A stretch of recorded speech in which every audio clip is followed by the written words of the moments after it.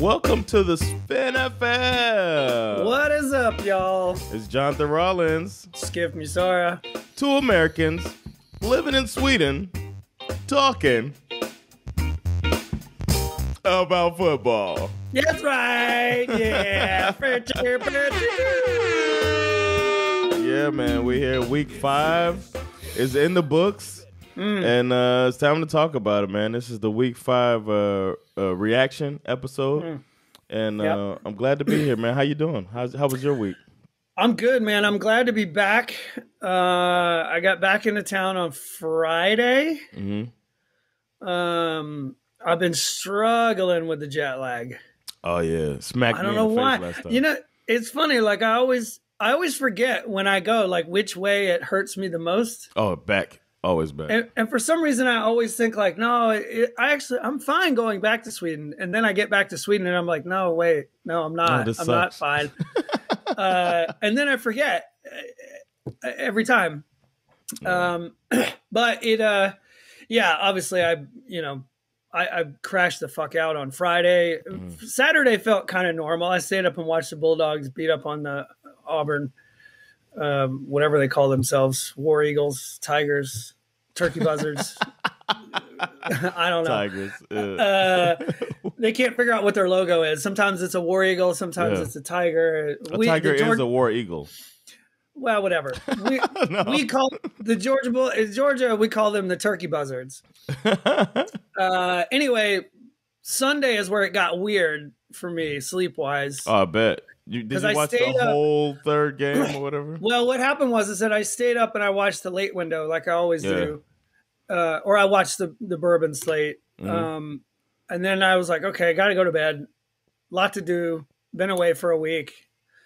And then I did that thing where I laid down and after about an hour of laying there in bed, I'm like, I'm fucking wide awake, bro.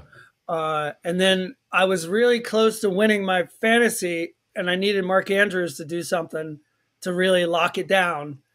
And I decided to check my fantasy and I was like, you know what? Fuck it. This game is on. I'm awake. I'm going to go watch it.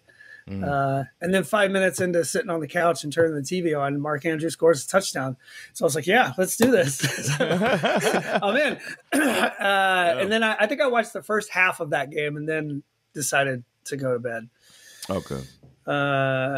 And then last night or Monday night was not much better, but I think last night was the first night I got a regular normal night's sleep. So you don't do the thing where you get in and then you just try to stay awake until bedtime? Well, so I got in on Friday. I tried to stay awake as long as I could, but I wound up going to bed at like 8 o'clock. And then I slept until like 9:30 the next day. Okay. So I thought that was going to do it. I was like, oh, I'm good. But no, Saturday was normal, and then it snuck up with me again. Okay. On Sunday. Okay. But whatever. I'm back. Yeah. It was great to see my. I always liked it's. I think it's fun to travel without my family, but after a couple of days, I'm very attached to my wife and my kids. I know that sounds obvious. Weird. But I missed the shit out of them, so it was really great to get back. And I had some nice little gifts for them. And, you know, you come home with some candy corn and all kinds of other weird American stuff that you can't really get here. And does your family think your kids are like spoiled like crazy? No, I don't think so. Okay. No. I think my family looks at me like, what? Well, we get into a lot of political discussions, even though we have this rule that we're not supposed to talk about politics. Oh, no. And as you know, my family they're all Trump voters. Okay. And they're all planning on voting for Herschel too, which is yeah. Yeah, okay. Of course they are. Who else are they going to vote for? They're like, well, Warnock. We can't vote for Raphael Warnock. We'll sit this one out. Dude, okay, quick story before we get started. I heard some of the craziest, most racist bullshit I've ever heard in my life. Okay. I'm sitting there talking to my mom's significant other. They're not married. It feels weird to call him a boyfriend, but whatever. I guess he's a boyfriend. Yeah. So he's like a Sambo, basically, I guess, from a Swedish perspective. So he and his sister, we're sitting there talking. Suddenly politics come up. The first dumb thing that she said was that somehow the guy who Herschel Walker is running against, Raphael Warnock, also a black guy, but happens to be a Democrat. She essentially blamed the war in Ukraine on Raphael Warnock, a senator from Georgia. I was like, huh? How's that racist? Well, that wasn't the racist part. The racist part is coming. I was like, I don't understand how that's even possible. And she somehow connected it to like green jobs, the Green New Deal, and because they're trying to pass all this stuff. Like, I was like, okay, so you think because we're trying to pass green energy laws that somehow that's why Putin started a war in the Ukraine? That's insane.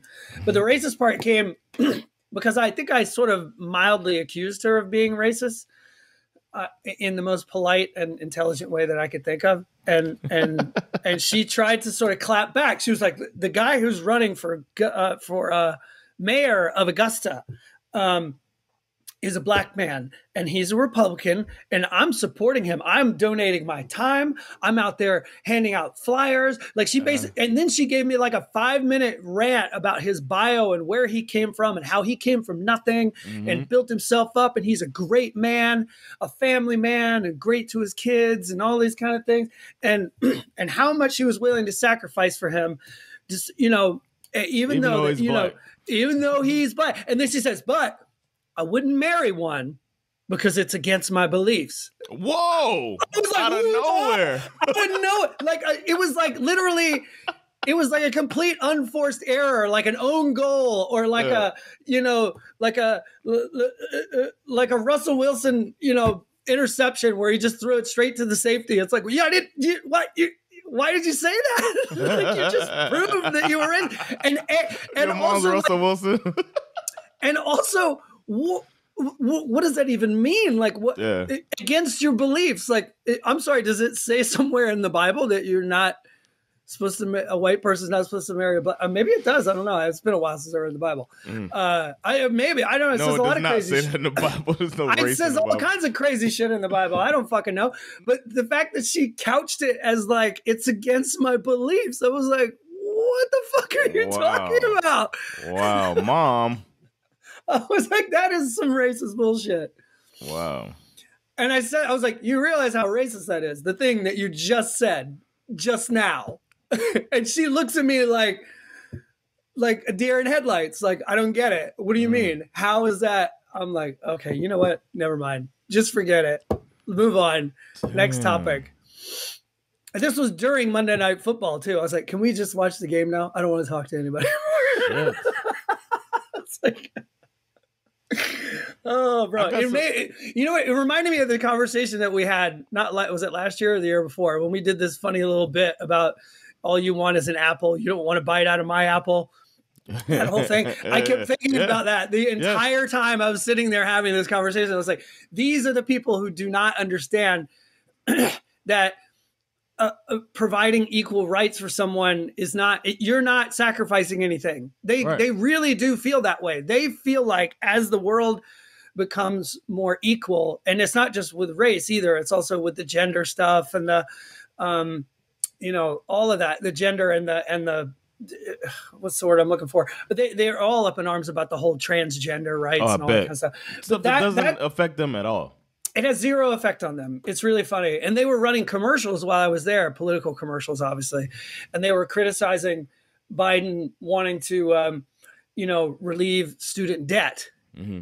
And the way they said it in the commercial was like, Biden wants to relieve student debt, so hardworking Americans will have to pay the tuition for the gender studies major of the blue-haired bartender down at the corner. And I'm like, what the fuck is happening right now? Suddenly we're anti-blue-haired bartenders. Like, what's happening right now? Damn. It's weird, bro. It's so weird. It's like being in another universe, going back home and being in that circle of humanity is very... You probably feel like outnumbered and shit too, or like you don't want to take the conversation, but you feel like you need to just give some different perspective. You know what I mean? And you're absolutely right, because I'm sitting there, we're watching Monday Night Football. They're saying all kinds of crazy shit that I'm just ignoring. completely. But then when she said that Raphael Warnock caused the war in Ukraine, I literally laughed. I almost had, like, I had a sip of beer in my mouth and it almost came out of my nose.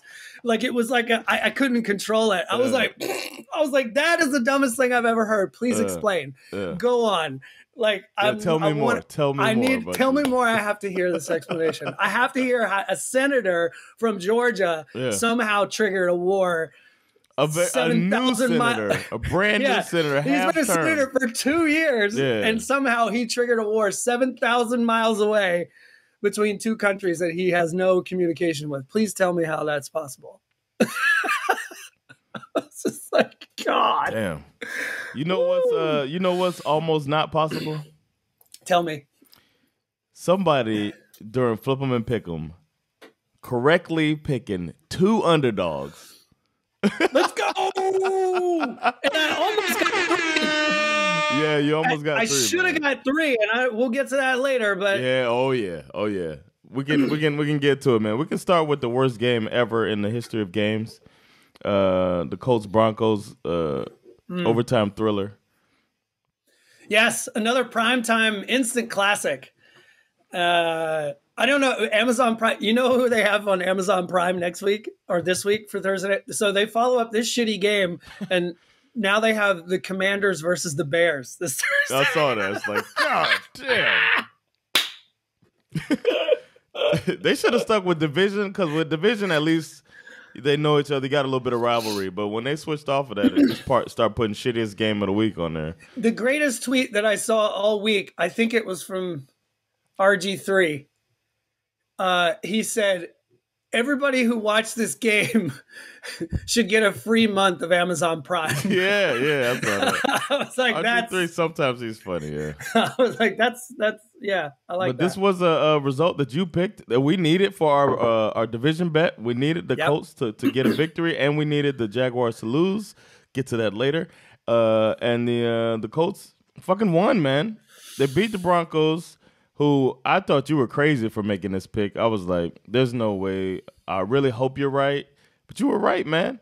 And it I don't know, man. One loss this week led to the firing of a coach.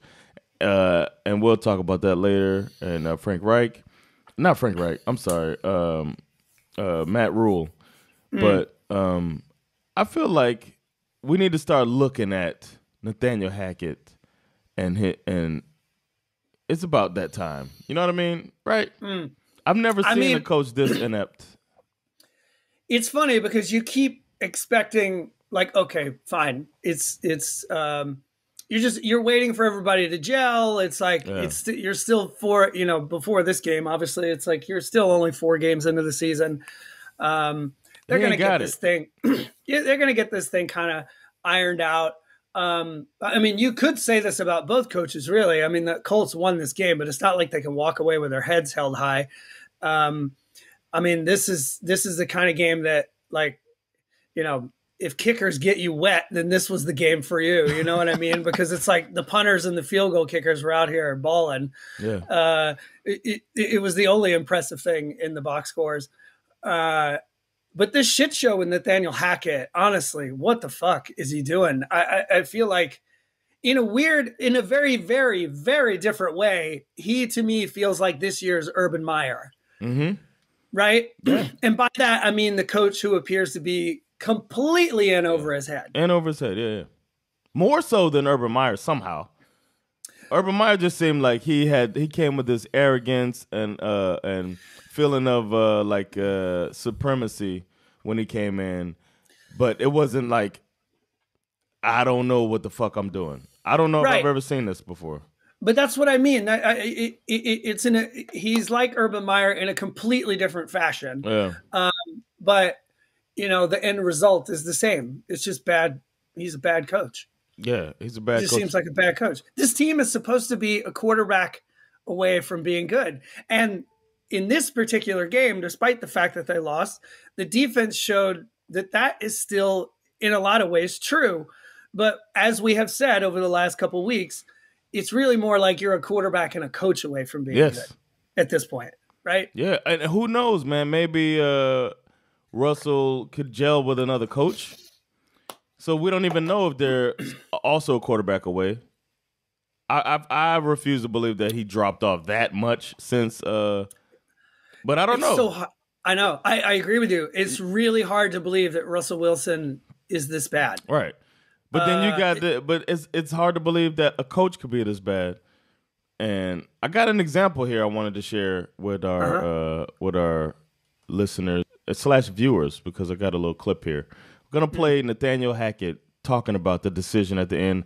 For those who don't know, he fucking they haven't moved the ball all game. Like you said, it was a kicking spree, and then he decided to go for it all of a sudden when they haven't been getting shit all game. Decides to go for it instead of kicking the field goal at the end of the game. And he instead of kicking the field, if he kicks the field goal, yeah, the ball goes back to the Colts with some time on the clock. But you're basically asking the Colts to do something they haven't done the entire game, which is score a touchdown. Yeah. Like, yes, exactly. And your defense has been balling out. Yes. It's like, why not trust them? Like, you had a situation earlier in the year where you didn't trust your quarterback, and now you want to over-trust? Yeah. And the quarterback's not doing well. He's not his day. It's not his day. But here's Nathaniel Hackett breaking it down. We don't understand. I think he should let us know what we need to understand. Come on, Nate. Yes, what explain you got? yourself. If you thought about potentially field goal to go up 6. Yeah, we wanted to be sure that we were able to get a first down. So we were trying to give ourselves a play that could help us with that.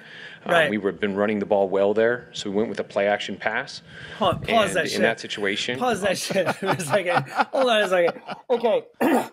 We wanted to be sure that so it's 4th and 5. We wanted to be sure we got the first down. We've been running the ball well all night long. Yeah, let's do it. Let's get in shotgun. So we ran. I mean, I guess I understand a little because then he says like, so we decided to run a play action pass. So, but it's dumb. I still don't. I mean, I don't want to get into Monday morning quarterbacking. You know what I mean, but. I don't know. And then he says something telling, even more telling. After that question. See, we don't want a turnover. We want to come away with the points that would have helped us. Obviously, we don't want a turnover. We were really working Jerry across the middle. Not like we've been turning over. I don't think he was open. And then, we just slowly progressed. And Russell thought he had a chance at it and ended up being a pick. Yeah, ended up being on the game's final play. Is this something you saw in the defense to kind of go for the end zone there, go on the 4th and 1? We wanted to win the game. We hadn't moved the ball very well the whole night, and I thought we had a spectacular drive to get all the way down there. It ended up being 4th and 1, and got the go to go for it, and thought that was a good decision. Wanted to put the ball in Russell's hands and called a play that we know that he really likes, and it didn't work out. So it was one of those things. The timeout before it was to kind of get a feel for what they were doing, and so the run didn't look as good as we had hoped it would have, and gave us a chance with Russell, and that's all you can ask for in that situation to win the game. We got the go to go for it. From who, bro? That's what I'm saying. Like you're the coach. When he says that, I'm like, who? Like, I don't. I get it. It's he's talking about his OC. That's fine. I get it. No, but you know that I don't know for the listeners. I know you know, but he went out and hired somebody to help him make football decisions. To me, that's the number one clue. Like they're talking about McDaniels being brought behind closed doors for a meeting with Davis after their loss last week. I feel like if Nathaniel Hackett is not being brought behind closed doors to talk about, like, if you had to go hire, now I'm spending more money because you need somebody to do something you should be able to do. How did his interview look? I don't know, man. How bad is Eric Bieniemy? Jeez. But I don't know, man. I feel bad piling on, but this dude doesn't need to be a coach, man. I mean, for me, this is really more about empathizing with Broncos fans because on paper, there's no reason that this team should be as bad as they are right now on the field. Right. You have everything that you need to be a quality football team. And despite the fact that they do have 2 wins, they are 2-3. So it's not like it's full panic mode or anything. But it's not like any of their wins have looked all that impressive. You know what I mean? Yeah. So it's just, there's something weird about this. Like, this dude is just not, he's just not ready to do this. Yeah, he just looks clueless, man. And the 4th and 1 to not only, to not only not run the ball, you line up in shotgun. You're basically telling the Colts that it's hey guys, we're going to throw the ball. Yeah. Okay. You call virtually the same play that led to the interception at the end of regulation. And what happens? You don't get picked off, but the same guy who did pick you off broke up the fucking play. Game over. I don't get it. I don't either. I wonder if he's one of those weirdo like analytics dudes. He doesn't look like he doesn't seem like he is either. I agree with you, but I'm just saying that like if he was an analytics dude, he would say, I did this because this is what you do in that situation. But he doesn't seem like that's why. He seems like somebody's telling him. Maybe they did it because of analytics, but he doesn't seem to have a grasp on why the decision was made. That's even scarier. I started listening to this podcast, NFL podcast, which I won't name. Okay. And I started listening to it because the first time I listened to it, I was like, oh, this is really good. And then like the third time I listened to it, they spent like an hour and a half recapping the week, talking almost exclusively about analytics. And I'm like, I fucking hate analytics, bro. Yeah. I can't stand it. I'm like, well, there's more analytics stuff coming up this week too. Oh, for sure. But I can't stand it. It's like the fact that it's basically like calling a football game as if you were a robot. I hate it. It's fucking stupid. Exactly. This ain't Madden. All right. We spent way too much time on that game. Sorry about that, everybody. Agreed. Hopefully he gets fired before the season's out. If I was a Broncos fan, that's what I'd be hoping for. The Giants-Packers game. Upset of the week. Giants are now 4-1. I didn't call the upset. No, but you called the Packers to win. Yeah, I said the Packers were going to win. I was wrong as shit. Everybody said the Packers were going to win. I saw a Giants fan in the airport on my way back from Copenhagen wearing a Saquon Barkley jersey and a Yankees hat, but whatever. You're in Copenhagen. Sure. And I was like, yo, y'all going to win? And he was like, yeah, man, I hope so. I feel good. We got our coach. Blah, blah, blah. He was really optimistic. And I happened to have a Dolphins hoodie on. He was like, you guys look good with Tua. It looks like the right guy, blah, blah, blah. This dude knew football. I was really happy about that. Nice.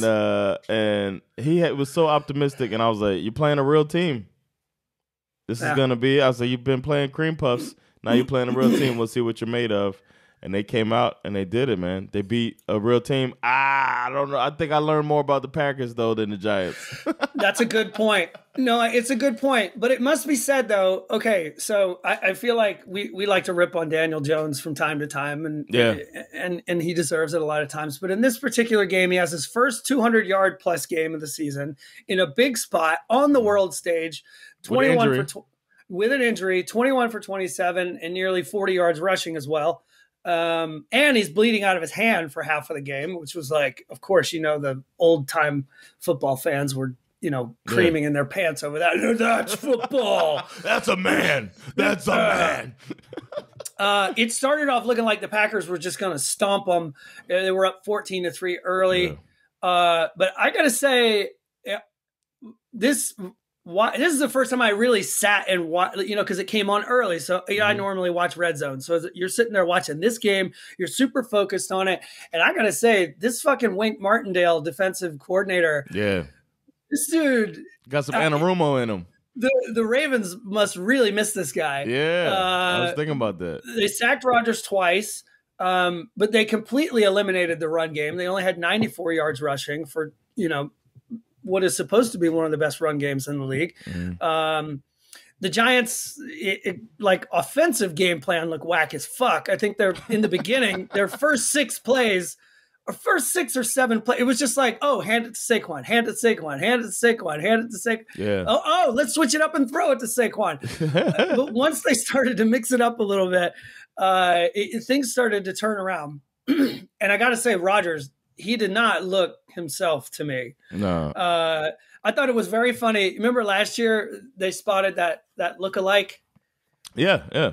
And I thought it was funny that they invited him to London. That's hilarious to me that they did that. But maybe they should have tried him out on the field because Rodgers could not throw the deep ball. He couldn't. The short and intermediate stuff looked fine, but he had several deep shots, 2 at least, where Romeo Doubs would have had walk-in touchdown, and Rodgers overthrew him uncharacteristically. Yeah, I mean, that's usually his bread and butter. Everything longer than 15 yards, it was 10 yards too far, basically. That's true, man. I thought for sure that, I thought for sure that it was going to, whenever he goes deep, I always feel like it's spot on. Yeah. Just hoping the guy catches it, but no. But again, in all honesty, the defense and the way they were able to adjust after getting kind of punched in the mouth in the first quarter, they gave up 20 points in the first half, but they only gave up, what did they give up in the second half? Nothing? I think it was nothing. I remember saying the only points they gave up in the second half was the intentional safety that they took. Oh, yeah. That was it. It was 2 points. I said they were going to do it, too, when it happened. Yeah. The run game, their ability to bleed the clock. I think the Packers only had 3 possessions in the second half. Yeah. They had a 7-play drive, a 3-and-out, and then that 14-play drive where they turned the ball over on downs. And the D-line, I just kept thinking they were going to figure it out, too, the Packers. And the D-line at the end of the game, I mean, that was brilliant. Yeah, 2 back-to-back plays where they managed to bat down those 2 passes from Rodgers and then a sack. Very impressive win from the Giants, who I have to say, for me, I've been saying, like, they're a fake. We were calling them a fake undefeated team, and then, of course, they lost, and we were like, ha, ha, ha, see? But, I mean, this team looks pretty legit to me in this particular game. You're not wrong. The Packers did not play well, but the Giants and Brian Daboll, too, I feel like deserves a lot of credit because he does not have a lot of, like, I mean, where they are way down the depth chart on their receiving core at this point. But he manages to figure out a way to kind of press the right buttons to get this team like competitive, at least. You could tell when you see the former players that are analysts now, and they talk about all of the little stuff. You know what I mean? And they're saying like they say stuff like the team believes in him, and that's a good sign. Sure. For the players that it's a new coach and the team believes. Yeah. You just got to see once the team starts losing if they keep that belief. So we'll see, man. Yeah. I'm glad for them, man. I'm glad for the Giants. I know a couple Giants fans. Yeah, I think it's cool. It's been a while since they've had a moment. So good for them. Just a quick update. Yeah. Our bet cash out is now up to over 4 times the money that we bet. Really? There. Yeah. I'm surprised. I thought it would have gone away. No, man. Well, I guess the only one is the goddamn Rams. And I told you we should have got the motherfucking 49ers. You know I'm going to say that all year. I said 49ers are going to win the division. You talking me into the Rams. I'm blaming you, Schif, if that's the one we missed. Oh, but the Rams were trash at the beginning of the year last year, too. So good point. And last year the problem was the Cardinals weren't losing. Yeah, but the Rams were struggling. Remember, they weren't. They were average. And also, don't forget the 49ers, and it's starting now. We'll see how it works. They have a real issue with injuries in San Francisco. They had it last year. They had it the year before, and they're starting to have it now. They got a lot of injuries in San Francisco. All right. I'm gonna hang on. I'll stop. I'm telling you, man, the 49ers are going to run out of gas. Okay, I like it. I like your confidence. All right, next game. This one we don't have much to say. The Bills did what they were supposed to do, beat the brakes off maybe the worst team in the NFL. I feel bad for Mike Tomlin. He hasn't had to deal with this. This is going to be where sometimes Bill Belichick has to pull it out and show how big it is. This is that type of year for Mike Tomlin.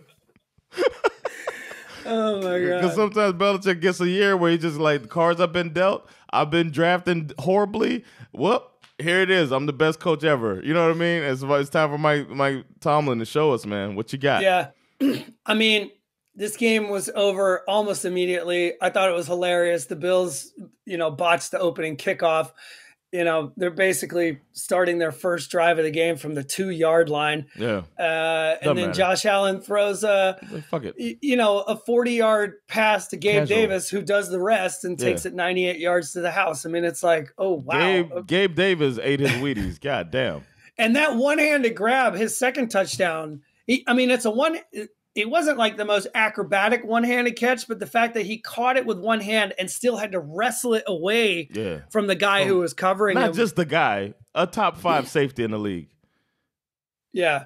He had 6 targets, 3 receptions, and 171 yards. That's just a funny 171 yards on 3 receptions. That's hilarious. That's insane. Yeah, but everybody knew the Bills were going to beat that ass. The Bills did, and they're still looking scary. But the Steelers, I like what they're doing. They're testing the new guy. Okay. Oh, yeah, sure. Let's see what's up, and we'll go through the growing pains together. And by the end of the year, he'll have a bunch of scabs all over him or whatever. But they're going to fall off, and he's going to be better for it, and they'll know what they got. It's way better than Trubisky getting you 12 points. I agree with you. There's a lot of things wrong with the Steelers right now. Yeah. First in my mind is their lack of run game. Only 54 total yards rushing in this game. Bills are fucking fantastic on defense. They don't get enough credit for that. But I mean, their run game has been shit all year so far. Yeah. I mean, we're 5 weeks in, and Najee Harris only has 1 touchdown. He's got 222 total rushing yards. That's just barely over 3 yards per carry. Okay, they need this run game to get figured out, especially given the fact that they have this rookie quarterback with the really small hands. That's a problem. Yeah, but devil's advocate here. Yeah. If you got a rookie quarterback with small hands, I'm putting 8 in the box every play. Sure. So you're not going to be running well, and now what? You know what I'm saying? Well, you got to show me he got it. My man, former Bulldog George Pickens, leading receiver 2 weeks in a row. Let's go. That was my rookie of the year pick, by the way. I'm just saying, he's like wide receiver number 1 over there right now. Yeah, man. Next game, we got the the Chargers squeaked one out against the Browns, man. Bro. This was a perfect game for you because Nick Chubb pulled it out, showed how big it is, and then that's the new shit. That's my new favorite thing ever right now. Nick Chubb pulled it out, showed how big it is, and the Chargers won, which makes the Browns lose, which we want as Deshaun Watson the haters. The end of this game was hilarious. The Chargers tried their best to charger this thing up, but the Browns decided to brown it instead. Brandon Staley, with just over a minute left, what the fuck is wrong with this guy? Goes for it in his own end and calls a pass play, no less. Okay? What the fuck is wrong with him? On a day when Austin Eckler is out here running for 173 yards, all you need is 1 more yard, bro. Okay? Just 1. God. Pass is incomplete. Chargers turn the ball over on downs. Brissett gets them into field goal range. And the only reason they win this game is because Cade York shanks it wide right. Chargers win. I mean, what the fuck is Brandon Staley doing? What is he thinking? I don't know, man. And then he's going to get away with it because they got the victory. Right. But he's like a field goal kick away from being in the hot seat, more or less. Man, this dude with this and then it's like, don't blame analytics. Analytics got you to make the call. Okay, analytics says go for it on 4th and 1. Analytics does not say throw it and pick a bad play. Like if you're gonna, oh my God, this dude, Chargers, they might have to. You gotta hurry up. Chargers already fired a coach on this kid's first contract because Justin Herbert's gonna demand a lot of money on that second contract. They need to get the right coach, and this doesn't seem to be the right coach. They need to do it. Now, I would be scrambling to get Eric Bieniemy on that sidelines or whoever you think is a good coach. Somebody. I don't know, man. The thing with Staley is that it's like it's hard to trust him because it's like, ever since Justin Herbert took over, our expectations of the Chargers kind of went to another level. Yeah. But every year they've managed to prove And again, it's an old cliche, but they keep managing to prove that they are who we thought they were. Yes. Some weeks they're going to look amazing, and some weeks they're going to do something insanely stupid and blow. But they are who we thought they were. They're a spicy team. They're fun to watch, but they're prone to blow the game in the end. And there's no reason why they should be walking away with a victory in this game. I picked them to win. I'm glad they did. I only missed one game. The entire flip 'em pick 'em this week. And you hit on two. You hit on two fucking. So we both got 10 points. Next game was the Bears Vikings thriller. You picked the Vikings to win, and the Vikings did win. Yeah. This game continued a Vikings trend where they start the game looking like they're going to boat race their opponent, only to basically just lay down and take a nap while allowing their opponent to catch up and make it a close game. Kirk Cousins started the game perfect. We had like a running joke in the house as we were watching the game, as we were waiting for him to throw an incompletion, but we had to wait until 17 passes before he finally threw an incompletion. And we were joking about it, me and Saga and Isak, and we were like, oh, Kurt, you're perfect. You're so perfect. And even after he finally threw an incompletion, we were like, Kurt, you're still perfect to me. We love you. Justin Jefferson figured his shit out. He had a great game, 154 yards, 12 receptions. But again, most of that came in the first half. The Bears almost completely shut him down after halftime. I think he only had like 2 or 3 receptions in the second half. But thank God for Dalvin, or not Dalvin. Is Dalvin Cook? I mix him up. James Cook is the former Bulldog. Dalvin Cook is the Viking. 18 carries, 94 yards, 2 touchdowns. He was the Viking saving grace. I mean, Justin Fields and David Montgomery launched the second half comeback, and they nearly snatched this thing away. Darnell Mooney had the crazy acrobatic one-handed catch of the week, which was lovely, but it still didn't, it was no George Pickens, but it was close. It's cool to watch my man, former Packer, David Montgomery, doing this thing out there, man.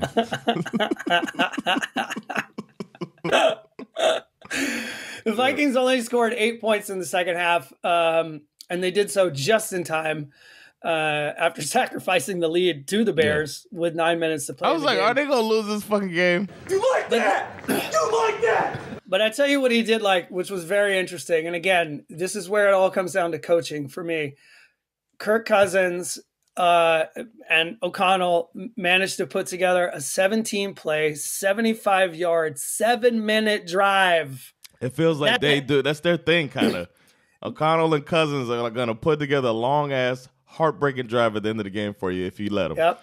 I mean, against some teams, you would want to take a little more time off the clock, but it's Justin Fields and the Bears. They had 2 minutes to work with. Yeah. They did look pretty dangerous down the stretch, but Cameron Dantzler, I mean, does this guy deserve, I think he deserved the game ball. First, he's covering, I forget who caught the ball, but Fields completes the pass. Dantzler misses the tackle. Yeah. And you think oh man, should have made that tackle. And then he catches up with him and just says, God, give me that goddamn ball. Strips it out of his hands, and that's the ball game. Yes. I mean, shout out to second efforts. Very nicely done. I was impressed by that. All right. Next game. I called this one. Yep. The Patriots beat this high-octane Lions offense, held them to 0 points. I told you that Belichick was going to pull it out. I think Belichick pulled it out in the first quarter. He just unzipped his pants, pulled it out, and just left it hanging there the whole game. I didn't know it was going to be like this. I knew they were going to beat him. I knew it was going to be convincing. I didn't know. God damn. And this dude, Jack, their cornerback, Pro Bowl. Just go ahead and book it. This guy's out here. He's a shutdown. It's almost like they knew the plays, the Belichick way. But they were Well, think about this. To me, this is probably a lesser thought of aspect of this game. This was kind of a sneaky Matt Patricia revenge game, if you think about it. Oh. Right? He's like, hey, Bill, I'm actually kind of the main reason why this Lions defense is so shitty. So I think I might know how to beat this team. I didn't even think about that. Right? But it's not like it's the same. I know, I'm just fucking around. Okay. But I'm just saying. But I didn't think about the revenge angle. funny. Matt Patricia, we got to check his burner out. That's right. I forgot about Matt Patricia's burner account. That was a hilarious story. That was so funny. But they made anytime they got close to scoring, there was a turnover. Yeah. The Patriots just and they did it with a rookie quarterback, Zappy, he looked all right, but you know. I mean, there was they protected him like they do Mac Jones. The Lions he threw some good passes too, though. He did. Lions threw a pick 6 in this game. They had a lost fumble that turned into a scoop and score touchdown. Yeah. They turned the ball over on downs, a record for an NFL game, 6 times. Yeah, at the end, Dan Campbell was like, you're gonna go out there and play. It's like when your mom makes you eat the vegetables, you know, eat everything. You can't get up from the table. It was like that, where he's like, you have to keep going for it on 4th down. Fuck it. Yeah. I don't care. We're gonna score. And you did not score. Yeah. Yeah. I don't know, man. That's one game, but the blueprint might be laid for how to stop that vaunted offense that is just, man. I mean, this is a scary prospect for the Lions in some ways because you know, they had Amon-Ra St. Brown back, but you could tell he was on a pitch count. He wasn't 100%. Yeah. They had plenty of long drives where they moved the ball down the field. But you know, turning the ball over 6 times on downs, I think every possession they had in the second half was a turnover. They were behind. They had to, you know what I'm saying? They were just like, we're gonna fucking go for it. Fuck punting. We need to go for it. And it's not like the offense was scoring a bunch of points for the Patriots. Well, that's the thing. The point I'm trying to make is that, I mean, obviously they have some pieces that they're missing. They certainly missed my man, former Bulldog DeAndre Swift. And the issue is that when you have the number 1 offense in the league and the 32nd best defense in the league, if something happens to your offense, this thing falls off a cliff quick. Yeah. And we got to see that in this game. They're still a fun team. Yeah. But it looks to me that they're not like a very good team. You know what I mean? Defense gave up 15 points. Offense gave up. I mean, you know what I'm saying? Like their offense gave up 14 of those points. Yeah. Because I mean, if you think about it, all the close games that they have normally, this one was not close, but a lot of times when they lose, it is close. All the points scored, the funny lines about dragging teams into the abyss and trying to drown people. This team they're only 1-4. Good so, point. You know, I think you kind of have to look past all of that bullshit at some point and start to ask more of Dan Campbell. His personality is keeping him in the good graces of the NFL. And his likability. Yeah. You're right. Personality. Next game, you picked the Saints to beat the Seahawks. I did? And yeah, that's what it says here. Or did you not? I think you picked the Saints to beat the Seahawks. No, you picked that one. You picked Saints over the Seahawks. Oh, okay. All right. If you say so. And they won. Oh, cool. The Saints game put up 39 points, man. Bro, this game was bonkers. Yes. If you had told me that Geno Smith was going to throw for 268 yards, no picks, and 3 touchdown passes, I'd say Seahawks are probably going to win this game. They wrote me off. I ain't right back, though. Exactly. But if you had to put your finger on one thing that delivered the L, you'd have to call it Taysom Hill. It was Taysom Hill Day, man. This guy, every year you got one. It's like Christmas. It's like Christmas, but you don't know which day it's going to. It's like if Christmas was on a different day every year. Floating Christmas. Yeah, exactly. It happens every year. And everyone's like, whoa, Taysom Hill. Was he not starting? Yeah, exactly. Backup quarterback. Tight end, special teams god. Gadget player. I mean, Andy Dalton, what are you going to do? 16 for 24, 187 yards and a touchdown plus a pick. But Taysom Hill goes, this is hilarious. He goes 1 for 1. Yeah.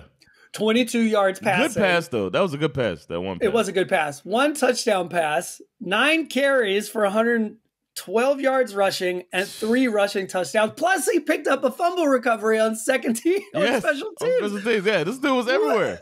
I mean, the only thing he didn't do was block a punt, which he has done in the past. It's crazy. He's insane. Yeah. Everybody can get their they can wipe their mouths off after the blowing of Taysom Hill. We know that it's his turn to blow for the rest of the year. So I love he how does what he does though. I like him. I love how, he blows up and it's like he becomes like the number one guy on the waiver wire in fantasy. And it's like, come on, everybody calm down. It's okay. Yeah. You're going to pick him up and next week he's going to have 2 fantasy points. Trust me. Yeah. There was no defense in this game. The Seahawks had a pretty good run game as well. This Kenneth Walker III, he was fun to watch. He had a monster 70-yard touchdown run. What's his name? Who's the guy who went out? Somebody got injured in this game. Oh, I don't know. Rashad Penny, I think, got injured. Did he? Oh, yeah. Yeah, he had a big run. He was averaging almost 7 yards a carry. He went out with some kind of a lower body injury. I'm not sure what it was. Damn, but Geno to Tyler Lockett was fucking lit. 100 yards. Balling. They had over 100 yards receiving, 2 TD grabs. For the Saints, I obviously, whatever, say what you want to say, but I know they won this game, but I'd be a little worried about the state of what is supposed to be an elite defense because it's not like this team is going to put up 39 points every week, right? All right. And the Seahawks, obviously, despite losing, probably still feel kind of good about the way that they're playing. I mean, they're out here playing with house money, a bridge quarterback, and they nearly won this game. Letting Russell Wilson go and rolling with Geno based on the first 5 weeks suddenly doesn't seem as crazy as we originally thought, right? Yeah. No, but he was saying we got 2 quarterbacks, 2 starting quarterbacks. Oh, but that was dumb. He didn't mean that. That was just Pete Carroll. It was like my gum got stuck in my teeth. He didn't mean that. All right, I need some death music for the next game.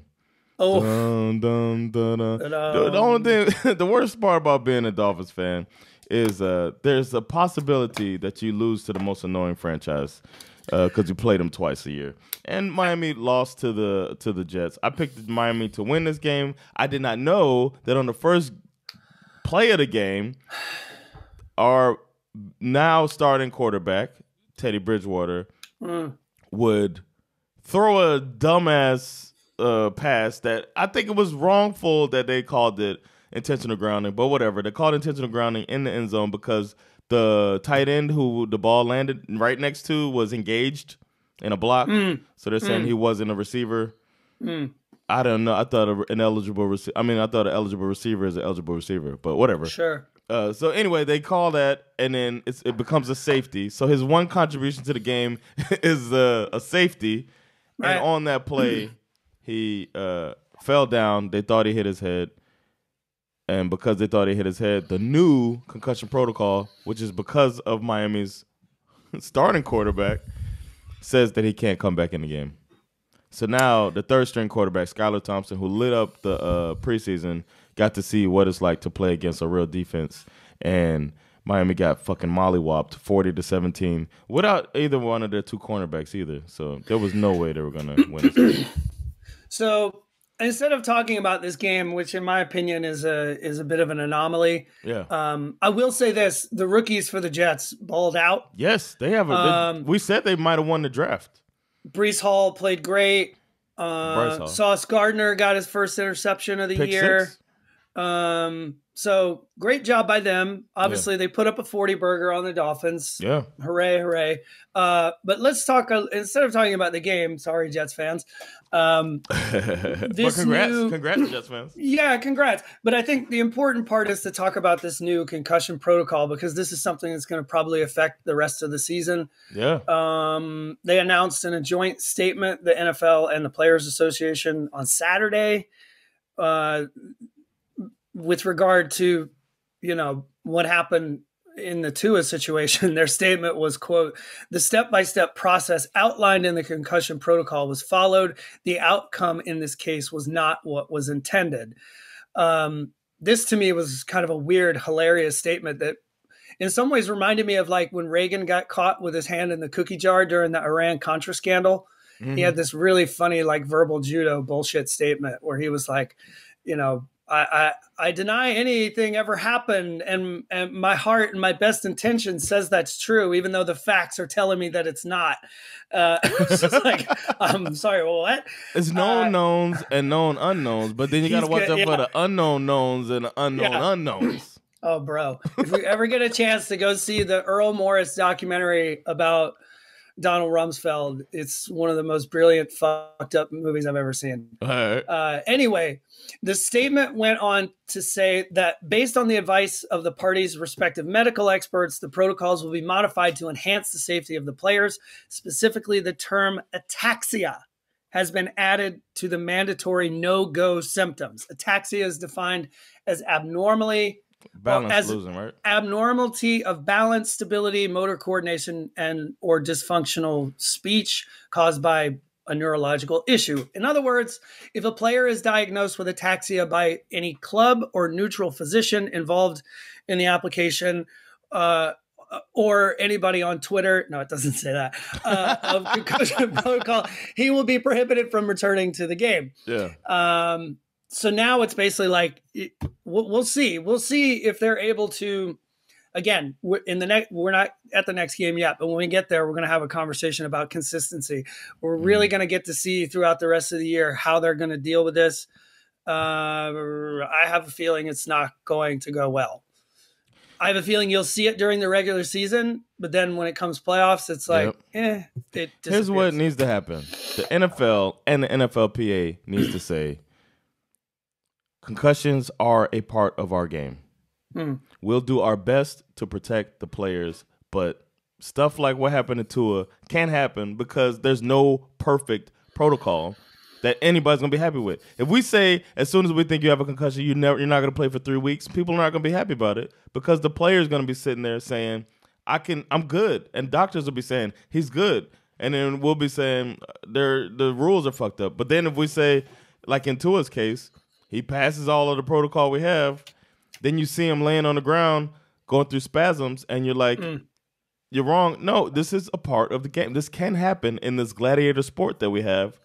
It's hard to see. It sucks to see a player laying on the ground like that. It sucks to see somebody losing their consciousness and all of this stuff, but it is a part of this violent game that we love. Just say that. What's so hard about that? We're trying our best. Our best sometimes doesn't work. Right. But we're still trying our best. We adjusted this protocol. We did after what happened in Tua. But then Teddy Bridgewater was good. He passed everything. But sorry, we had to overcorrect.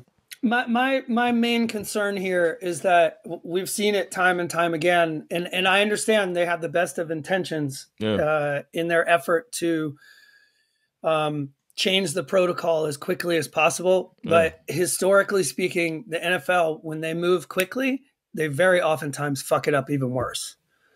Yeah. When they overcorrect, they wind up creating a new problem. And now we'll see. They're gonna. We'll see. It's the same. It's the same thing when like a far less dangerous scenario. But look at what happened when they decided to focus on the taunting calls, how that suddenly started to change the outcome of games. Yeah.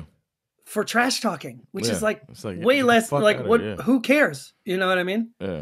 But yeah, we'll see. This is not the last time we're gonna have to talk about this. But we are gonna talk more about consistency. So that's when we move on to this next game. Yes, let's. The Bucks beat the Falcons. You picked an upset, and you were wrong. But and the referee decided to pick something else. Go ahead. What was your question? I want to say something to Jerome Boger. You are trash! There's so many times this guy's involved in these controversial calls where he has to have the fact that he's having press conferences. Like if I'm a ref, I want to look at it like an offensive lineman. If people know my name, that's not a good sign. Everybody knows Jerome Boger. That's a very good point. Everybody knows this fucking guy's name, man, and it's it seems like every week I'm like, what the fuck, Boger again? And now he calls who knows what would have happened. Maybe the Bucks would have pulled it out or whatever. But what we do know is the Falcons sacked Brady to make them have to give up the ball and get the ball back. And the Boger team called roughing the passer, which is probably headed for a reviewable penalty in the near future. But you can see the player try to put his hand down to hold himself up while taking the football. It was also a fumble, but they call roughing the passer. And he tried to kick him. Brady tried to kick Grady Jarrett as he was getting up. As Grady Jarrett was getting off of him, Brady tried to kick him. Was he trying to kick the ball loose, or he was just mad? No, he was trying to kick Grady Jarrett, but he missed him. If you go back and watch the tape, it's ridiculous. I'll go back. Okay, look. So here's the thing. Everybody thought my Falcons were going to get their asses whooped. But we didn't. We bet that they would cover. But I knew. Now, the thing, everyone is basically basing their opinion on the Falcons on recent past history. But this defense came to compete. Unfortunately, someone forgot to tell the offense to show up. Mariota, go ahead and hit it. I mean, he was so bad in the first half. I almost expected to see Desmond Ridder come out in the second half, especially since we had just seen it last week up in Pittsburgh. You know what I mean? Like how when it happens somewhere else, you start to see it like, oh, we're in the same situation. Let's go try that. Mike Tomlin tried it. I want to try it too. At the half, Mariota was 5 for 14, 52 yards passing. We were down 13 zip, which oddly, I even told my family at the time, I'd rather be down by 13 at the half than up 13 at the half as a Falcons fan, because it's like, you just know what's coming. Brady was, what are you supposed to say? He did throw for 351 yards, but he threw the ball 51 times. He only completed 35 of his passes. We held the run game to only 69 total yards. He forced him to do the short dink and duck passes. We didn't really give him anything deep. The defense looked pretty good considering the team they were going up against. The Falcons defense finally decided to show up in the fourth quarter with a nice 6-play drive that polished off with a Avery Williams touchdown run. Avery Williams, never heard of him. Never heard of him. He used to play for the Pack. I remember he played for the Packers. Of course he did. We forced a couple of 3-and-outs. And then we go on this 12-play drive that ended with a lovely 20-yard touchdown strike from Mariota to Zacchaeus, right? Mm-hmm. We go for 2. We get it. Mm-hmm. We're down by 6, right? Enter stage right, Jerome Boger. Okay? Now, for those of you who don't know this is the same referee who screwed the Ravens last week. Yep. On a roughing the passer. Yeah. This is also the same referee whose crew was tossed from the playoffs last year. I was going to say that. I didn't. Okay. Yep. Due to several questionable calls. In fact, if you Google his name and you go deep into the Google search, you find a history of questionable calls and people worried about this guy stretching back into the 2010s, early 2010s. Like when he was named the referee, he was going to be the referee for the Super Bowl in 2013. And everybody was like, why? This guy's the worst ref in the league. This is 2013. Damn. Okay. So it kind of makes you wonder, what the fuck is he still doing here? Anyway, everybody knows what happened by now. It's the talk of the NFL. 3rd and 5. The ball is on the Atlanta 47-yard line. Grady Jarrett gets the sack. To me, if you ask me, obviously, I think this is a textbook sack. It's a tackle. He grabs Brady by the waist, and the momentum of pulling him to the ground. Sure, I guess you could say that it looks like he whips him over, and maybe it looks a little something like what happened to Tua a week or so ago. Brady lands on his shoulder. Exactly. And the guy takes the ball, too. And the referee who was closest to the play did not throw a flag. He's standing right there looking at the play.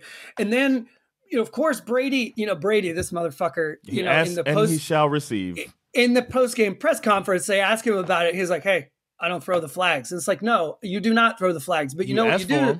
What you do is you fucking kick your legs and throw your hands up in the air. Yeah. And you also insert yourself into a conversation between the two referees, because you have the one guy who threw the flag, Boger, and the other guy who presumably he's saying why he didn't throw the flag. Like I'm guessing he's saying, well, I didn't think that looked like roughing the passer to me. And Brady's all up in it. And then you can read Boger's lips and he says, yeah, we're calling roughing the passer. And that's when Brady goes, yep. And he starts pointing like he knows that it's a penalty against the Falcons. And normally they push the player away. Like, get out of here. This is between us. Not Brady, though. I mean, they don't even need to call it roughing the passer anymore. They should just call it roughing the goat. I'm sorry. This is just... Well, I'm going... when we finish recording this, I'm going to find the nearest goat to me, and I'm kicking it. I'm gonna rough a goat today. Now, look, I want to be clear before we move on from this game that I'm not saying that the Falcons were gonna win this game. They still, if everything had gone the way it should have gone and we got the ball back, we still had to go the length of the field and score that touchdown to win the game. Which who knows? Against a good defense, yeah. Against a good defense, and you're dealing with Marcus Mariota. Who the fuck knows what's gonna happen? Marcus Mariota. Exactly. But I am telling you that the referee essentially took the game in his hands and robbed us of the opportunity to prove that we could win this football game. As fans, we deserve to know what would have happened. You know what I'm saying? We deserve to see a fair game. And Boger keeps robbing us of that. He's the Nathaniel Hackett of referees. Exactly. I have more to say to this later when we get to our superlative, so I'll stop here. All right. Then we got the Titans scraped by the Washington Commanders. I picked the Titans to win, and the Titans did win. Yeah. But Tannehill got sacked 5 times in this game. Barely. Yeah, he got sacked 5 times for a total of 45 lost yards. He only threw for 181 yards, but thankfully Derrick Henry is now back to being Derrick Henry. They're gonna run him into the ground again. But that was the thing I was gonna say. He had 102 yards on 28 carries. 28 carries, guys. Are you sure?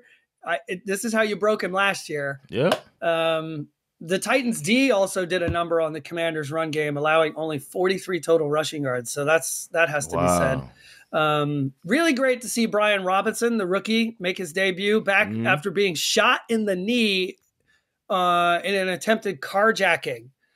He only had 22 yards, unfortunately, but still, hey, welcome back. Yeah, man. Welcome to the NFL. Yeah. If this guy gets heated up, if he's as good as he was in the preseason, they really got something here. This team needs something to help them turn it around. Carson Wentz touchdown passes to De'Ami Brown. How beautiful were those? Yes. Whoa. Just dropping. Yes, I was impressed, man. Wentz is going to do that, man. He has these. He's such a weird up and quarterback. down, man. He's a roller coaster. He's such a weird. Yeah. This was not a good football game. There were a lot of punts. Yeah. Even still, Wentz had a chance to win this game. Only down I like by punts, 4. by the way. Punts make you wet.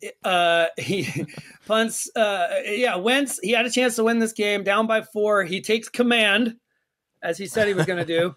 Leads his men on a 17-play drive, 87 yards. But on 3rd and 2 from the Titans' 2-yard line, Wentz does what Wentz so often does in the clutch and throws a pass slightly behind his receiver into double coverage and gets picked off. It's so funny when you hear him in the postgame interview. He says, the moment the ball left my hand, I knew it was a touchdown. It's like, that's Carson, how he felt, man. That's how he felt. Did you not watch the tape? Never say never, but never. You know what's funny? The Titans, who looked a little shaky to start the year, everyone predicting this big drop off, they're now quietly 3-2. Very interesting. We predicted a big drop off too. Oh yeah. The Commanders, on the other hand, who looked explosive out of the gates, have lost 4 straight, and now they're 1-4. So, but they get the Bears this week, so that should help. Who knows, man? The Bears kind of frisky. They're friskier than I thought. Let's go into the shit bowl. I can't wait to talk about the shit bowl. Shit bowl of the week. It's the shit bowl of the week. Starring the Houston Texans and the Jaguars. I want Tom Brady to weigh in on this. There's a lot of bad football from what I watch. That's a good one. That's a good one. I knew you like that. Texas playing the Jaguars. I got a little soft spot in my heart for Lovie Smith. And I got a soft spot in my heart for winning division bets. So the Jaguars were this team that was scaring me a bit because they started heating up a little bit. But the Texans were like, hey, man, we're the AFC South.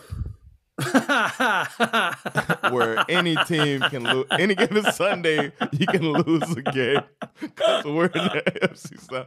It's like, you know what? We're the last winless team in the NFL. And one of the two teams with a tie. So let's go for it, man. Let's take these Jaguars down. And they did. They've been having their number recently. And Trevor Lawrence has turned into the new check down king. Yeah. I want to see what his average yards per attempt are, because that's a big stat they're talking about now. What did they say about the Texans in this game? That haven't they beat the Jags like 7 or 8 games in a row or something? Something like that. They got their number, man. I heard them say that. I mean, it's obviously for different reasons every time, but in this one, for sure. Two of the reasons was Urban Meyer. Sure, yeah. But you have to shout out Dameon Pierce. This rookie he's running back. Fun to watch. He's like, he has the density of a bowling ball. It's like impossible. Nick Chubb. You can't really tackle it. Oh, Nick Chubb, former Bulldog. Is that your talking about? Get a little slurp. Yeah, I know him. I'm familiar with his work. The Jags, it's funny, in this game, the Jags, they outgained the Texans on the ground and in the air, but they just couldn't stop stepping on their own dicks. Speaking of pulling their dicks out, maybe they should have put them back in. I don't have much else to say about this game. Me neither, man. Other than something I guess I've probably already said. I get that you have a hot shot year 2 quarterback, but I really don't think a recipe for success involves asking him to throw the ball 47 times. No. I just don't. Maybe the Texans are daring him to throw it. I don't know, but he throws it underneath. It's like he sees a coverage he doesn't like, just pitch it down, check down. He's check down Charlie, and it's not gonna. 25 completions on 47 passes. I just don't think that's what you're looking for. Yeah. Next game, the 49ers. Speaking of something you're not looking for, he's just not going to want that. They just not going to want that. The 49ers took the job of Matt Rhule and threw it in the trash. I think I want to go back and look. I think I said they were going to get him fired. I'm pretty sure I said that in our predictions when we did this game, because I had this one and I said the 49ers are going to get him fired today. I distinctly remember you saying last week that does Matt Rhule keep his job after this game? Yeah. And I don't remember what I said, but I do remember what I thought, which was like, it's too early, was what I thought in my head. And I was wrong. You were right, as usual. You're always right. The 49ers over and over again. The 49ers opening drive told you everything you needed to know about how this game was going to go. 7 plays, 75 yards, just over 3 minutes, and they just sliced through Carolina's defense like it was warm. You know that butter? I feel like it's only in the South that people do this, right? Where they know something that everybody else doesn't know, which is that you can leave butter out on the counter. Yeah. Like, you don't have to put it in the fridge. Yeah. You know? And my father used to always do this. I think my mother does it too. Where they leave butter out on the counter. Yeah. They're like, no, it's fine. It's spray it on your toast better. Yeah, that was the Panthers. They were room temperature butter. Jimmy G didn't even have to be special. He completed just over half of his passes and still threw 2 touchdown passes. Jeff Wilson was a monster in this game. He was great. It was a one-sided ass whooping, and I feel Baker Mayfield. We thought they were going to take them to the next level. Matt Rhule gambled on them, and now he's going to go hang out with our boy, man, with Chucky. He's going to hang out with John Gruden. The most exciting thing Baker Mayfield did in this game was throwing a pick 6 to Emmanuel Mosley. That was awesome.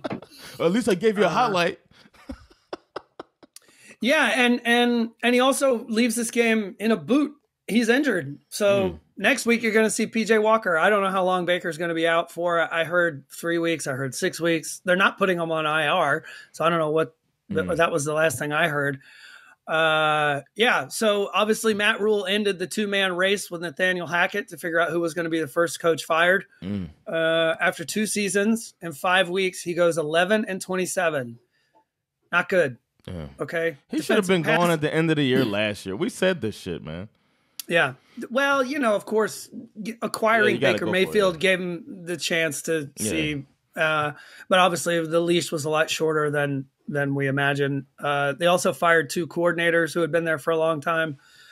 Clean house. The defensive pass game coordinator, Steve Wilks, will become. He used to be the coach of the Cardinals, right? Yep. He will become the interim head coach. Look, this is not entirely on Matt Rhule. To be fair, I would argue that David Tepper has no idea what he's doing, especially when it comes to the quarterbacks he covets, right? He shit cans Cam Newton. You roll with Teddy B. You go after Sam Darnold like somehow he's the greatest thing since sliced bread. He turns out to be trash. Yeah. We knew that. And then you bring back Cam Newton. That didn't work either. And then you go after Baker Mayfield. And while he's shown no ability to hustle in the draft when there's good prospects to be had. I mean, he could have gone after Tua. He could have gone after Herbert. He had all, I mean, they had to hire enough draft pick where they could have made some moves and got one of these quarterbacks. And he kept trying to, he thinks he's Les Snead. He thinks he can go out here and fuck these picks and go out here and hustle but he's not good. He's not a good owner. He doesn't know what he's doing. Matt Rhule, I don't think anybody needs to lose any sleep over him. There are a ton of college football vacancies at the moment, that's the world he came from, and he will go right back there, just like Urban. But now he's got another key to his recruiting thing is going to be, I know what it takes to get to the NFL. Yeah, you got Wisconsin, you got Nebraska, Arizona State, Georgia Tech. Is looking for a coach. Tell recruits, this is your path to the NFL. I hope he winds up at Georgia Tech just so the Bulldogs can beat the fucking living shit out of him every year right around Thanksgiving. Let's go. And they can stop with that goddamn running offense. Ugh. Bad news for the 49ers, though. They lose Nick Bosa in this game to a groin injury again. Damn. For how long is unclear. I think there were several other. They're coming into next week with quite a few injuries. All right, well maybe that helps because this next game. Well, I think they need to be worried about that because next week they go up against the mighty Falcons in the A. So bring it, bitch. You're going to be playing to a crowd of literally hundreds. So get ready. The next game was an upset that you picked. You said the Cowboys would beat the Rams. You said it with some confidence. And I did. You said that defense was going to be a problem. The defensive player of the year that we both said was going to be it is proven. He was out there playing injured too. Yep. Micah Parsons out there. It's Micah? Not Mika. It's Micah. He's out there balling, man. Oh man, these Rams. I'm curious. I kind of wanted to start this by asking a question. Is it time to panic or is it too early? What do you think? I'd panic if I was a Rams fan or the Rams. I'm panicking a little bit. The fact that they have a racist quarterback that doesn't want to throw the ball to the black players, and that he was trying to sling it around a little bit. They got. I mean, they're just staring. Where's Ben Skoranek? Yeah, Skoranek and Cups. Skoranek and Cups. Higbee. Here you go. I like the cut of his jib. Let's use him at fullback. But I do feel like similar to another top coach, Bill Belichick. I'll keep saying he's a top coach. The Rams, maybe you might have a point that McVay kind of figures out what he has and then adjust to later in the season, opposite of our boy Cliff Kingsbury. So we'll see what they do. I wouldn't panic as long as you got Sean McVay and I don't want to say Stafford, but you got that really good defensive players, I should say. Sure. They just got offense got to hold up their end of the bargain. Aaron Donald still looked like a fucking beast. That's true. He was good in this game. The bad news for anyone playing the Rams is that Stafford to Cup, it's still automatic. it can't be stopped. The good news is that's about all they have. For now, yeah. And then didn't Cam Akers get hurt? I think so, yeah. The run game is not good. Also the offensive line appears to have some issues. Didn't the Cowboys scored on a sack scoop score? DeMarcus Lawrence. Yes. What was that? Third play of the game. Not a good way to start the game. Going down to the Cowboys. It might be the best defense in the NFL. Cam Akers had only 33 yards rushing. Allen Robinson continues to be completely invisible. Yeah. The Cowboys D, honestly, I mean, what else can you say about them? I mean, they sacked Stafford 5 times. They have 11 QB hits. They blocked a punt. The scoop and score after, obviously. And then after the Rams TD, they forced Stafford and company to just, for the rest of the game, it was just punt, missed field goal, punt, interception, and then a fumble. I mean, it's... I think in one way, okay, so obviously, again, the other obvious thing that we already knew is that Tony Pollard is still better than Zeke Elliott. They give up with the Zeke shit. Jeez Louise. Yeah. But I will say this, they did manage to kind of create a little mini two-headed monster situation. I mean, Zeke performed well. He had 86 yards. Yeah, that's true. And then so if they can manage to sort of keep that going, then that's obviously I would probably try to start the game with Pollard, but I don't know. I guess it's working. They're winning with a backup quarterback holding the fort until Dak gets back. The defense is really holding the fort, but it'd be really interesting to see if Dak plays this week. I think if he's healthy, this game, even though they did win, kind of provided a perfect justification for why everyone just needs to ignore this goofiness of like, oh my God, is Cooper Rush going to take Dak's shot? Because Cooper Rush was not that great. He was 10 for 16, 102 yards, nothing special. No.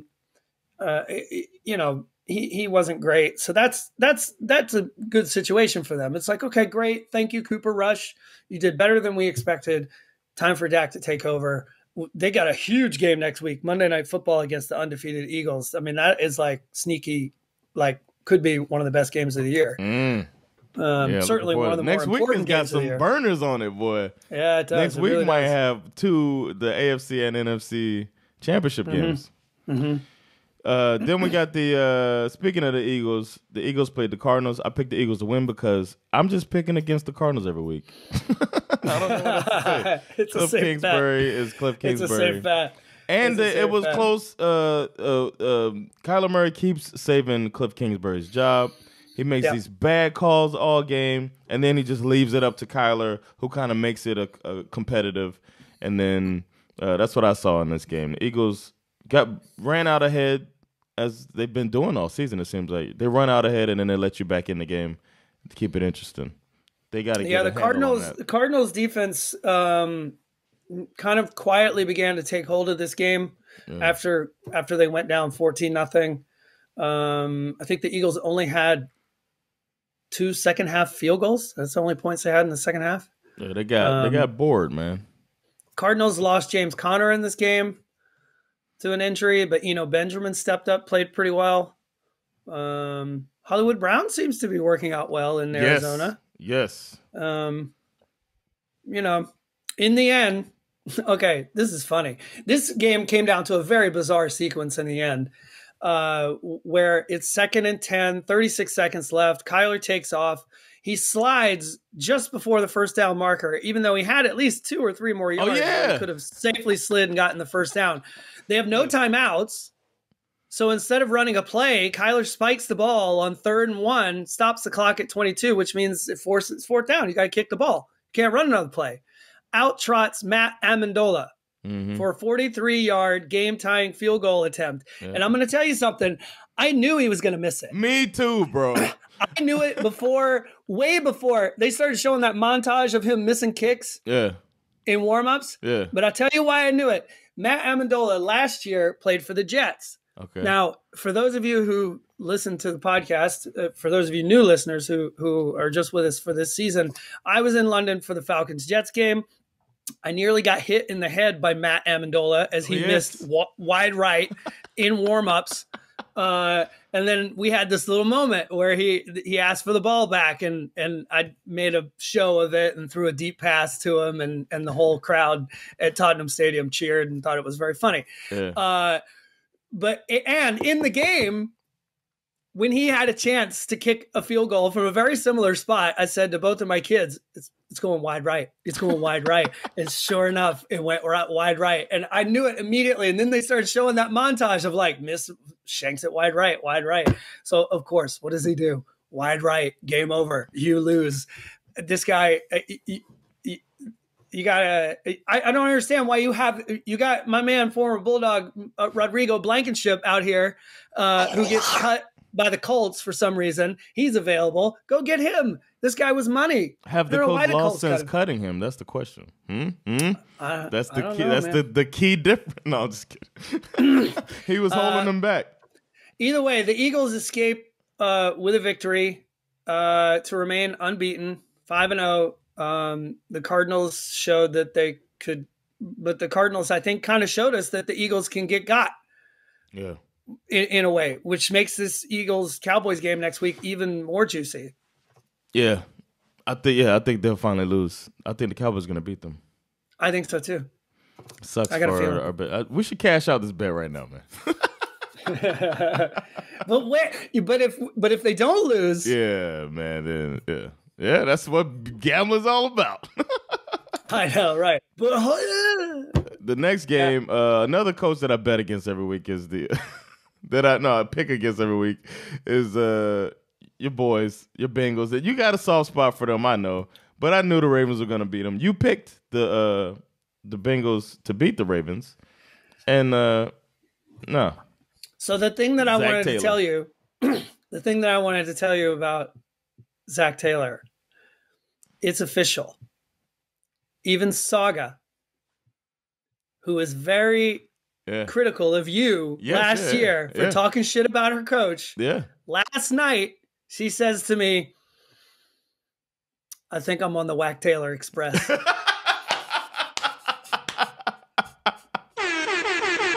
Welcome to the Whack Taylor Express, Saga.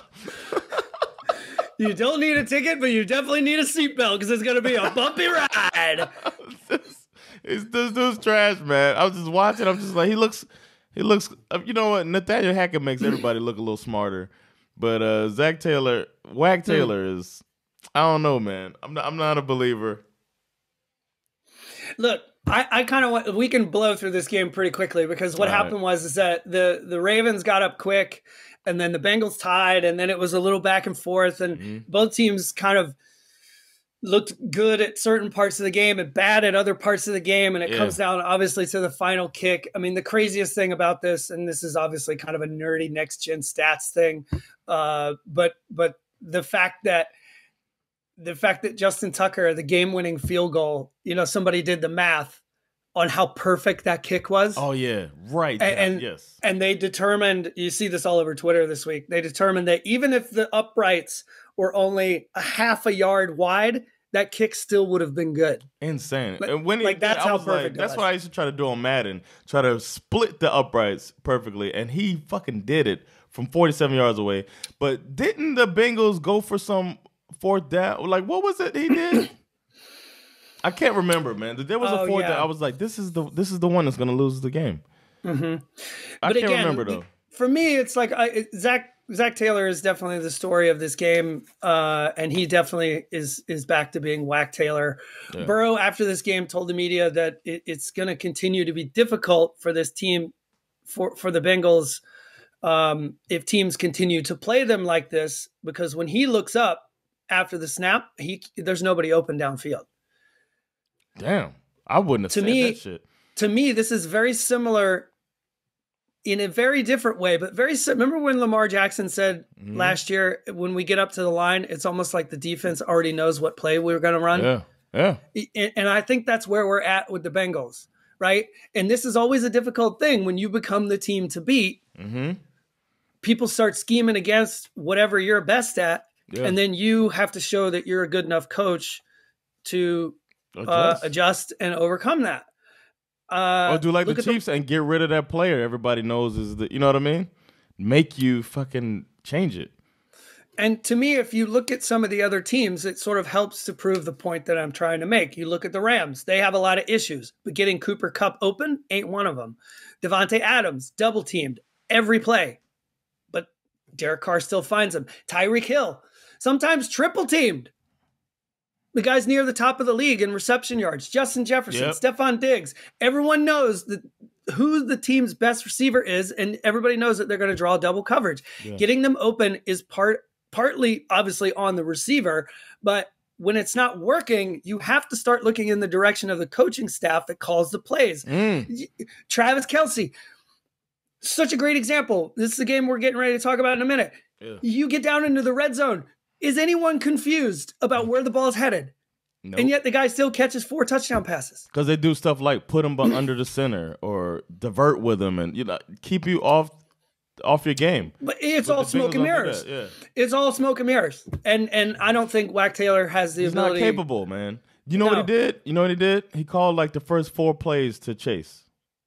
Yeah. They did a bubble screen, and then they did like a little sweep. Then it did like they were putting the ball in Chase's hands at the beginning of the game. It's not the same as scheming him open. No. I don't know. I noticed it too. I was like, look at him trying to get the ball. Look at him. That's cute. That's cute, Wack. To me, right now, this is all on. Not all, but I would say 75% of this, in my opinion, is on Wack Taylor right now. I think, but you got to believe in the future interim coach. Lou Anarumo? And Lou Anarumo, yeah. I think you got to believe in him because he's doing this thing. And it's true. When they fire Wack Taylor, he's the interim coach. I think they'll be in good hands. I thought you would love that Saga now finally agrees with you. Oh yeah, that made my day, man. Now we're going on to the final game, which delivered. We knew it was going to be. We thought it was going to be good. And we almost won some money on it, but I got greedy. This was a bit of a revenge game too. I don't know if anybody remembers this last year, but the Raiders came into the Chiefs building and beat them last year. And after the game, they did a double circle with the team bus around the stadium. Everybody made a big deal about it, about how the Raiders did a little after the game. When really the bus driver just missed his exit. That's what happened. he got stuck in a roundabout. And they were like, we were taunting. We were taunting. Yeah. And I got to say, I mean, Devontae Adams, I feel you, bro. Oh, my God. If you haven't seen it, it's out there. Adams leaving the field, very disappointed, frustrated. A member of the camera crew steps in his way as he's on his way to the locker room, and Adams shoves this dude down to the ground. Not smart. Yeah. Okay? Not a good look. Yeah. But understandable.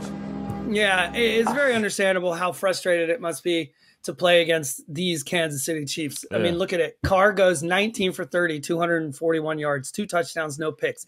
Josh Jacobs, 21 carries for 154 yards and a touchdown. Adams, only 3 receptions, 124 yards and 2 touchdowns. And because he had only 3 receptions and so many fucking yards, he averaged 41.3 yards per reception. Man, Carr was dropping that shit in the breadbasket. I mean, I can't believe how accurate these guys are. This is just dropping it in there. Yep. It wasn't like he had to make it spectacular. He was like, I mean, it was still tough catches.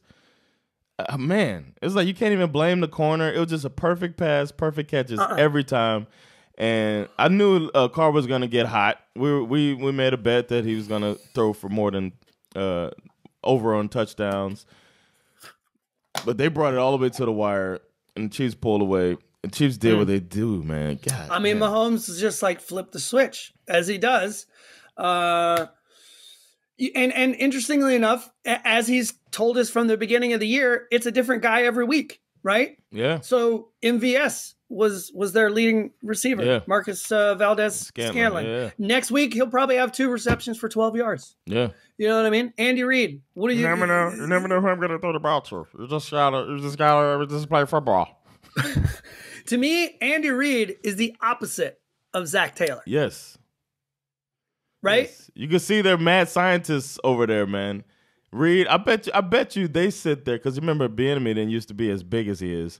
They sit there, they bring in a pile of wings, and they study football in that facility and just suck on chicken wings while they scheme and put their little potions together to fucking get the perfect offense. And he doesn't and Andy Reid, I imagine him like when he's eating wings, like, some people wear like a bib. I'm thinking Andy Reid's like in a parka.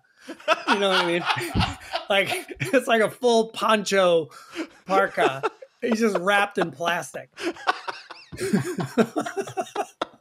Just wing sauce. He just wipes it across or sideways. Just wipe it right across his chest. Yeah. Yeah. They did their thing, man. And again, the Mahomes to Kelsey, again, this is the same point I was trying to make regarding Wack Taylor. It's death, taxes, and a touchdown pass from Mahomes to Kelsey. These are the only things you can be certain of in life. You know they're coming, and they still can't stop it. That's good coaching. Yeah, man. Period. That's it for the week. It was a great week of football. Week 5, we were officially a quarter of the way through the season. We learned so much, and we're moving, man. We're moving. 2022. Real MVP. What you got? I mean, 1 passing touchdown, 3 rushing touchdowns, some monster big-time runs, special teams fumble recovery. I hate to say it, but this week, and likely the only week this will happen, it's Taysom Hill. He's got to be the real MVP. You the real MVP. That's a good one, man. I'm going with somebody who's already on our soundboard. Woo! It don't get no better than that, baby. Travis Kelce out That's here. a good one. I love it. You know that they're coming after you. Like you said, there's just nothing you can do. And he runs it to perfection. He runs the routes to perfection and gets basically wide open every time to score a touchdown, even though everybody knows the ball is probably going to him. So I got to say, man, Travis Kelce this week. You the real MVP. Who's your trash? Okay, this is the part of the show. Well, the superlative part of the show. This is part of the show that implies that there's more than one right answer to this particular question week after week. However, that's not the case. There is only one right answer to Trash of the Week this week, and it's Jerome Boger. I don't care. If you say anything else, it's wrong. And it's not just because of this shit happened to my team, though I will admit that my reaction is more intense because of my fandom. That being said, this shit is the type of thing that really causes the casual fan to like just stop watching football. Like, why am I even watching this? Yes. Yeah, right. Lack of consistency, unfairness, overreactions. Yes. The game may be unpredictable and chaotic in the run of play, but as soon as it stops making sense, it's like, letting the air out of the tires of your bike, right? Yep. Boger has a long history of extremely bad calls that stretch way back over decades, as I mentioned. But this particular referee doesn't even appear to understand the difference between a dangerous play and a textbook tackle, okay? In a game that requires men to tackle other men. I see this as a fairly big problem to have someone like him in charge of calling a football game. And of course, the league is going to protect the refs. And I get why, but at some point, they're going to have to acknowledge this problem and come up with some kind of a solution, because Boger and his crew being pulled from the playoff game last year because they're so shitty at their jobs. I mean, what the fuck are we talking about here? What more evidence do you need that this dude is not he's not good at what he's supposed to be good at? You were right when you said there's only one answer. Because I actually had a 2-parter that Jerome Boger was the trash and Nathaniel Hackett, but we knew the Hackett already. We also knew the Boger, but he just reproves it every week. Last week, this week, in the past, being pulled, like you said. I have nothing more to add to that, but yeah, this week, Jerome Boger. You are trash! And the NFL needs to have some accountability at some point and remove him from the position. Because I really sat there feeling like, man, this is not like, it's not even my team. It's just not fair. Like, this is not right that this is happening and it's allowed. We're sitting here looking like I couldn't believe it, man. I'd be super annoyed even if this wasn't my team. And you could see it all over Twitter. Even Bucks fans on Twitter were like, oof, shit, that was terrible. Yeah. And honestly, so, okay, for my shit got learned, I just want to keep this going. Let's just keep rolling this because I'm going to stay on the same topic. I'll say it, full disclosure. I'm on the same topic because I actually do. I want to make it clear before I go into this that I feel it's very important to protect the quarterback. Yeah. I really, really do. Okay. It's a team game. Everybody knows that. But let's be real. The quarterback is like almost always the highest paid player. Yeah. They're almost always the face of the franchise. The stuff about protecting them on the slide, the headshots, the no more tackling at the legs, these are all good things, okay? But if we now have to have a debate about what is a regular textbook tackle and what is roughing the passer, like we did when we suddenly didn't know what a catch was anymore, right? Then these roughing the passer calls, I'm sorry, but they have to be subject to video review and coaches' challenges. Penalizing a player for a tackle that is dangerous, and it's not the same as penalizing a player for a tackle that could have been dangerous, okay? Right. Those are not the same thing. Yeah. So if you don't bring in video review, then how is a player ever going to sack a quarterback again, okay? And where does that end? Do we flag players when they tackle the quarterback at their feet because there's a risk of a high ankle sprain? Do we go flag football with only quarterbacks, right? Instead, so that you can't hit them at all anymore? Are we going to do the 2-hand touch rule? Because I don't think anyone wants to do that because that's the end of like all the fun quarterbacks like Jalen Hurts and Lamar Jackson. Yeah. Video review and someone from the league office watching in New York is the only way to get this call consistently correct. And that is what I'm asking for. Clarity and consistency, which I do not think is too much to ask for. Yeah, man, we're on the same page, bro. My shit that got learned is we need to make roughing the passer reviewable for all the reasons you just stated. Yeah. And I know your brother's going to disagree with me. I saw this thing that he wrote in the Facebook group. Oh, did he? I didn't even see it. It was so hard for me not to like. I basically just wrote no comment. You'll hear my thoughts tomorrow on the podcast because he's I know what he's doing and I agree with him. He's basically leaning on like, hey, it's really important to protect the quarterback, and I understand people reacting to this, but at the same time, it's like, bro, don't. And the most important thing is the integrity of the game, and you don't want to start thinking that the game is being influenced by referees, and that's what it comes down to. In this situation, when we look at this situation, it needs to be reviewable. That's all I'm saying. I felt bad as a football fan that I don't know what would have happened if Atlanta got the ball, which they should have. He fucking fumbled. And he fumbled before the guy falls on him. So it's like that makes him a tackler now. A tackler can't get fallen on. It's ridiculous. And you had another one in the Chiefs game too, which, maybe was a little less obvious, but you can see, what was his name? Is it Chris Jones or something? Yeah. Jones, he tackles Carr and you can see that he puts his hands down on the ground to make sure that he doesn't land on top of him, and he still gets called for roughing the passer. That was a bullshit call too. But, to me, again, I'm on the train of protecting the quarterbacks. I really, really am. But I think we have to take a closer look at this. It's obvious to me that this was that the one that was the fumble? Am I mixing those up? Yeah, that was a fumble too. That was the fumble, not Brady. Yeah. I don't think Brady fumbled. My bad. I'm mixing them up. Yeah, that was a fumble. Because that was a stupid ass call too. To me, I think you bring up a very good point, and that's exactly what I'm trying to say. Is that it's about one is protecting the quarterback. The other is protecting the integrity of the game. Yeah. Because if we're going to show up week after week and have to have this confusing conversation about what is roughing the pass, it's roughing the passer over here in this game, but it's not over here. It's like, what the fuck are we doing, guys? Yeah, man. Scariest AFC team.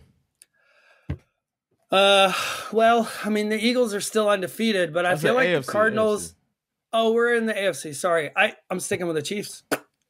Yeah, same here. Even when they're on the ropes, they still find a way. Yeah. The Bills look great, obviously, but they beat the Steelers. Who cares? Next week, we get to have the answer of who is truly the scariest team in the AFC. The Bills are playing the Chiefs in the bourbon window. Strap in, drink up. Whoever wins that game will officially be the undisputed scariest team in the AFC. Yeah, I can't wait for that one. NFC, who you got? I got Eagle. No, sorry, I don't have the Eagles. Because despite the fact that they're undefeated, I'm going with the Cowboys. Bruh, same. Cowboys. I don't want to run up on them. Eagles should be scared right now because that defense is the best in the league, and they got a serviceable game manager quarterback, and at some point they're gonna have a good quarterback back there, and then we're cooking with gas. Hey, especially considering how the Eagles nearly lost this game to a very good defensive effort from the Cardinals. Now you're going up against what? McCarthy. First or second best? Yeah, fuck McCarthy. I mean, who would you consider? For me, it's the 49ers and the Cowboys. Those are the two best defenses in the league right now. Yeah. Good in my opinion. Yeah. One or two. Take your pick. I don't know. I don't know the metrics. I don't know what they're ranked, but they're easily the two best defenses in the league. And now the Eagles have to go up against them. I'd be a little scared. And it looks like Dak might be back for this game. Oof. So. All right. Well, that's this episode of SveNFL. We got a little bit of everything. Thank y'all for checking it out. We'll be back with a preview of the Week 6 games. So stay tuned for that. And those of you that want to follow our gambling journey, you can follow us on Patreon, patreon.com/SveNFL. We're out here making this moolah, all right? So you can see what we're doing. You can copy it if you want to be rich. It's up to you. All right. Now it's time for our boys to come in and take us on out. Hills Langren. Yeah, let's go, baby. This has been SveNFL. It's been Jonathan Rollins. And Schif Misaria. And we're going to catch y'all next time on SveNFL. All right. Peace. Later, y'all.